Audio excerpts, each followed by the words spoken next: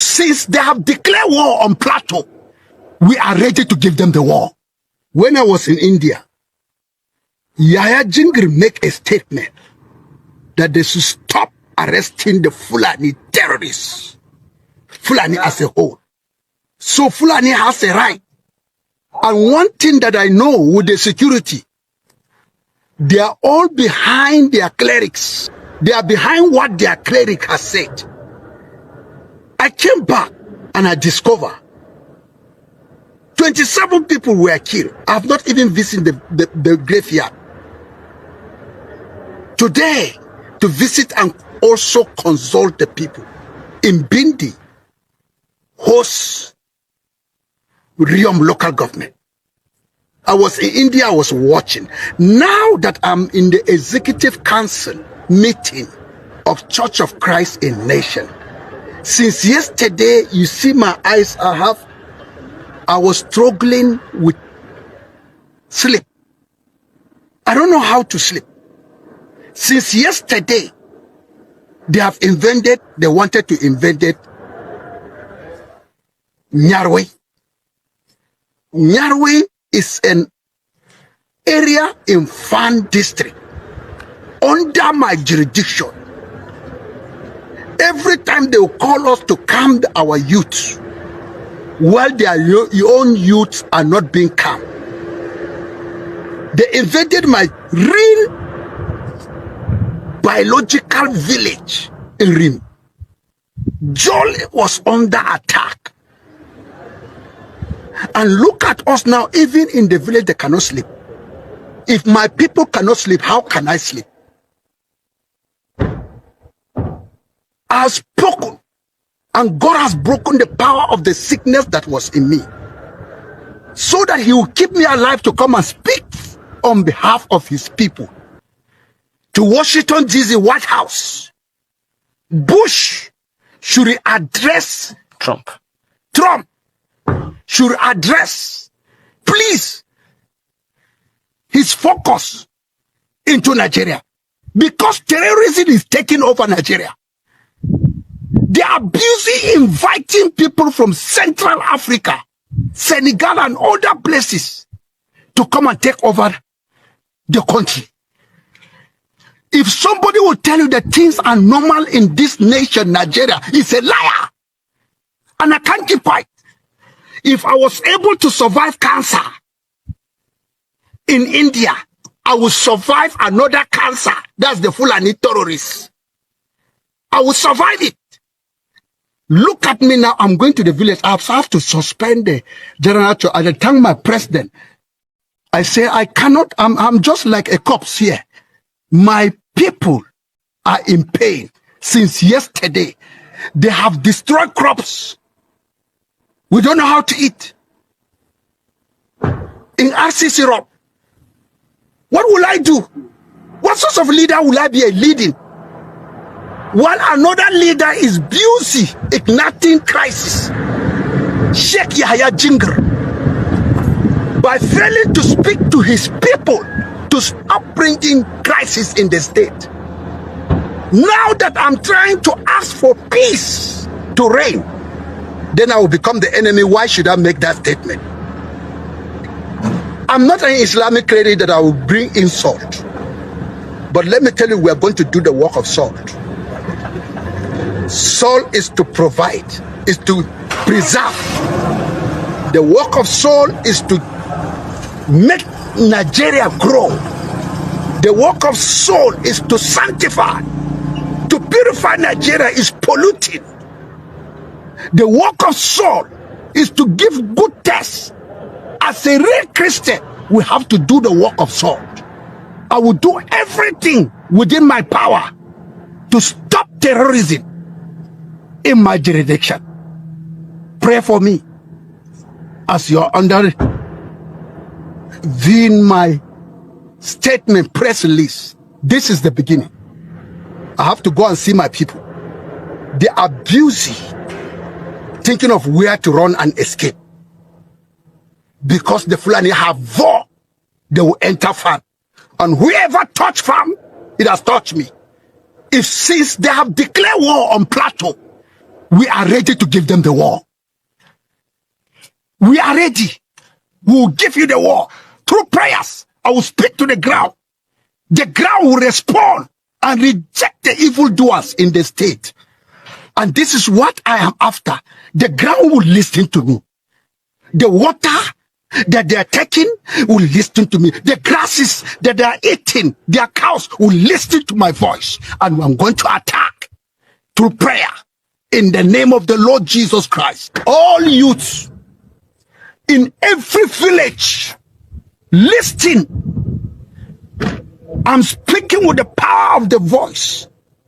All youths, all over Plateau State, rise up for self-defense. If you don't do it, our children are in danger. Our next generation will have no place to live. All youths, it's a command. It's not an advice. I'm commanding you, wake up and defend the weak old people. Women that are pregnant, defend the widows, stand with your blood to defend the land. Already they have declared war on Plateau. And the security, they know about it. And we are not going to keep quiet. It is time for us to respond. Yeah, it was from yesterday's evening at about 6 p.m.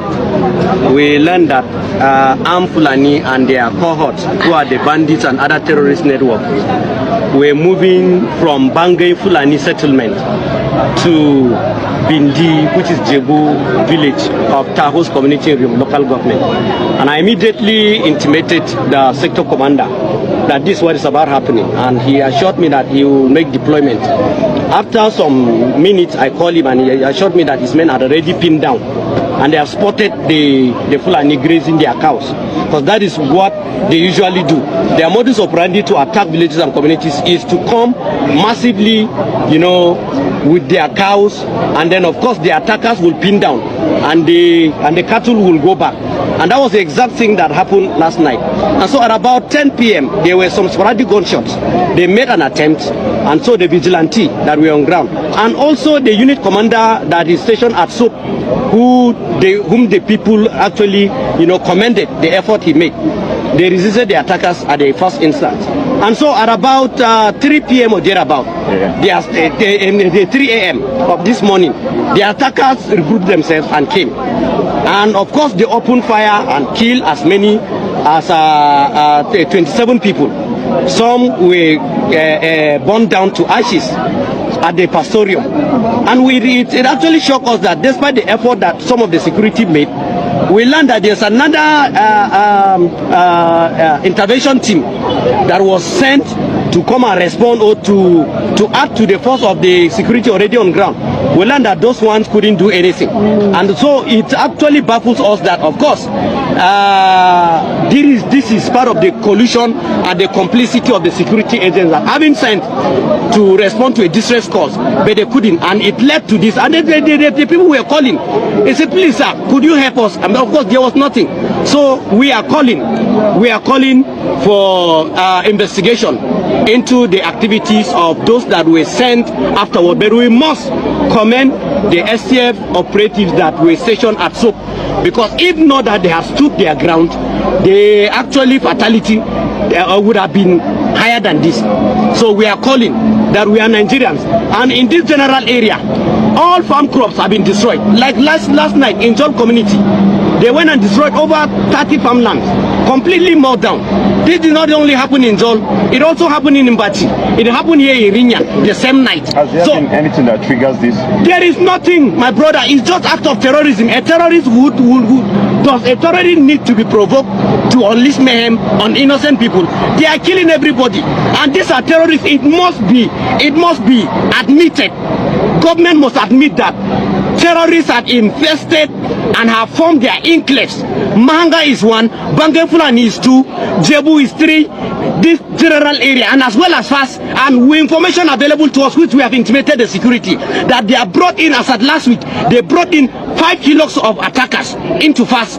We were thinking that there's going to be a rapid response to have those people arrested. All the information we got is that the people that came for wedding, which wedding? And even went from the informants that were there, they witnessed these people. And it was from there, they went to attack so many places.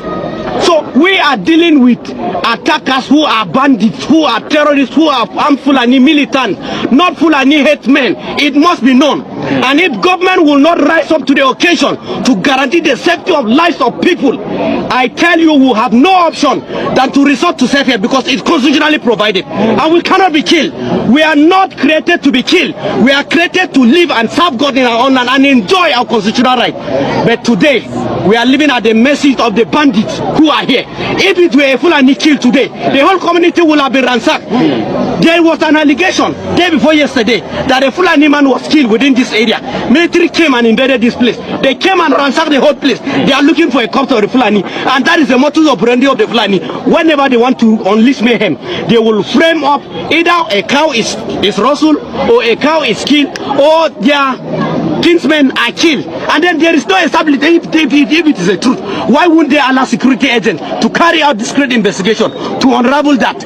But of course, that was the same thing they did when they attacked Rim community within last week, and they killed 2 people, and we have not heard of any arrest. We have not seen anything. But our boys are currently in detention. That we arrested with nothing in their hands, and they are currently in detention. So what are we saying? Where on earth will this kind of injustice ever be perpetrated and then go free? If not because in this country, if not in this part of the country. Thank you. So we are calling that all our youth that have been arrested for no just cause, for not in possession of anything, should be released with immediate effect. We had already calmed the youth down, because otherwise this place would have been a pathway, because youth were ready to block the road, to tell the world, to tell President Tinubu, to also tell Barrister Caleb Mutu and the executive governor of Plateau State that enough of what we are seeing in this general area. We cannot continue this way. Enough of it. It must stop. Government must rise up.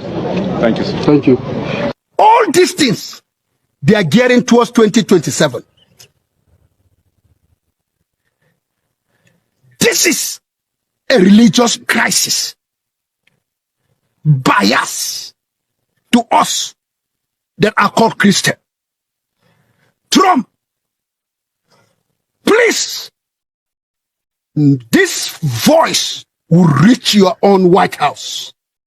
Respond to Nigerian government. They are gambling with our soul as Christians. Many Christians are dying and they don't want to speak. And they know terrorists are in the country and they don't want to attack them. They just make propaganda without action. Please stand up and save us.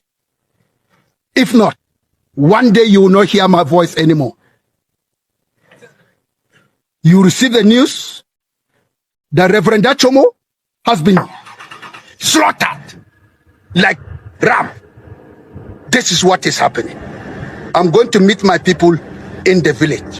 What pains me most is that these people told us that they are going to bring, after buying enough weapons, they'll bring all those that have been put in disarray, but driven away from Zamfara, Katsina, Zambisa Forest, that they are all coming to locate themselves in Igbo land, that there's no security in Igbo land, that they will come there and then they will deal with us. And that the dumb man was just flippant. Maybe he took something. He said, do you know Ibadan? Lagos Expressway? We are in all the bush there. We're everywhere there. We're also in the south. So we are waiting for the slightest signal. We will finish you people and take over this land. So they claim that Nigeria belongs to Fulani. They said it. That is why we are afraid of, I've been talking about this open grazing and this Roga. Yeah. They have a plan. They have a plan. And I accuse the soldiers who are not non-Christians. Some of them are Fulani. They are part of it. Because they are shooting this man. When our people wanted to comb the bush, the soldiers said, if you move a step with I've heard you. As we speak now, in my senatorial district, where I represent in the Senate, bandits have almost taken over virtually every local government. In Sokoto? In Sokoto. South? Sokoto South.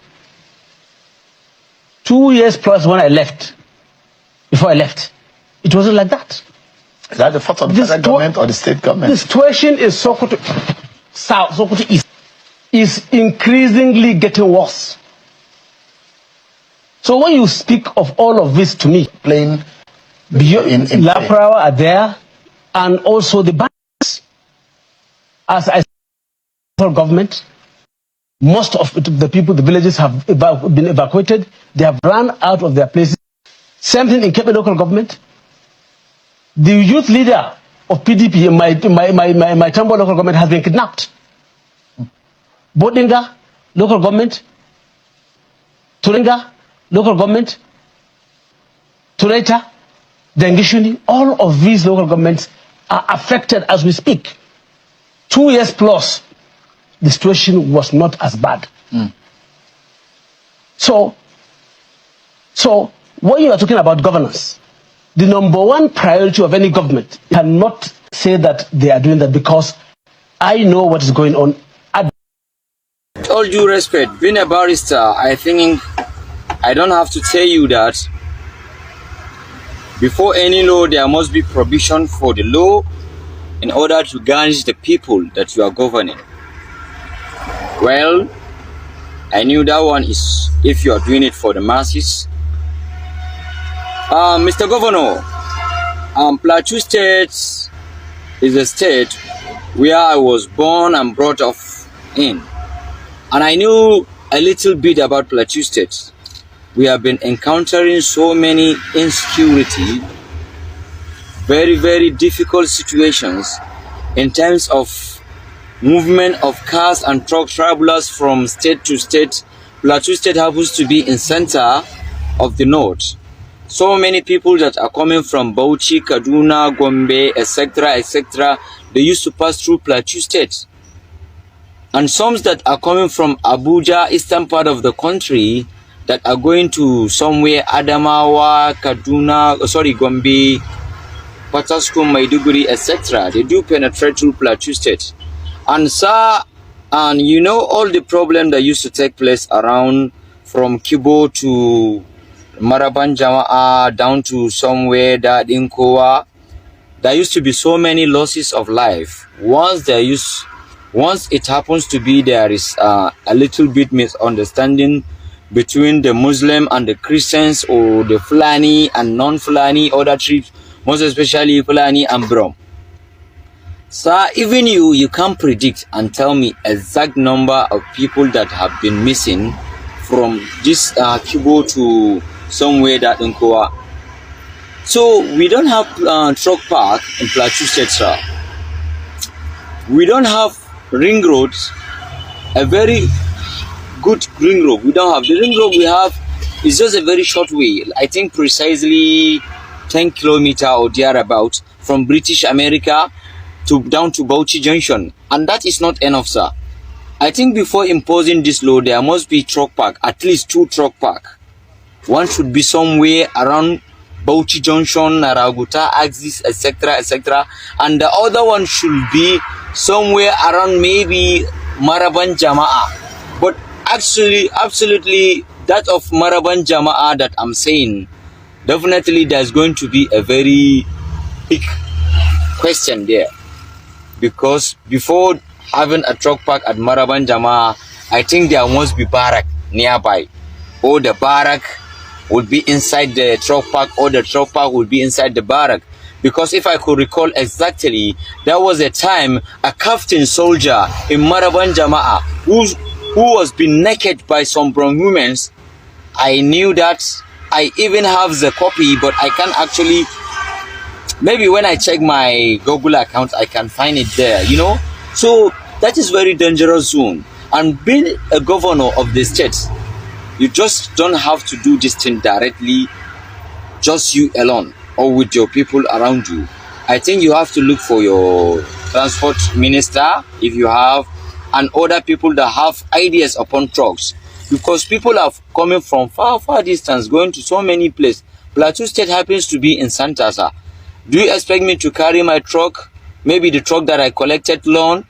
I'm always counting numbers of hours that I used to do to make sure that I tackle with that my situation of loan, to come and park from morning to 8 p.m. then from 8 p.m. that I will start moving to 6 p.m. sir. So actually I think this is not a very good idea. You people should make a very good provision for this before it. Saying that Plateau State will have truck park, I think is a very good idea, because the state will have source of income, and we happens to be the indigent of the state. We once was an administrators. We rate this taxation and so on and so forth. So even that truck park will help the state. And if the state wants something that will bring in income to the state, I think this is not the idea, sir. The idea is that you should ask like Kaduna State Governor, Kano, Gombe. If you enter Kano State, you must have to buy ticket. If your truck is with load, you buy like 3,000 Karota ticket. If it is empty, you can pass through. Like Gombe State, you buy 1,000 Naira ticket when you are going to Gombe. Even Gombe, they have truck more than Plateau State, but they don't have issues like this. Please, sir, do put this into consideration with all due respect. This thing will bring a very backward to economic of Plateau State, because we have so many mechanics that are benefiting from this truck business. When you say truck will not pass through the state, how are they going to tackle in the daytime? No mechanic is working in the night. It's in the daytime that they used to hustle to get what they would use to settle their family. Please, sir, think about this and do something on it, please.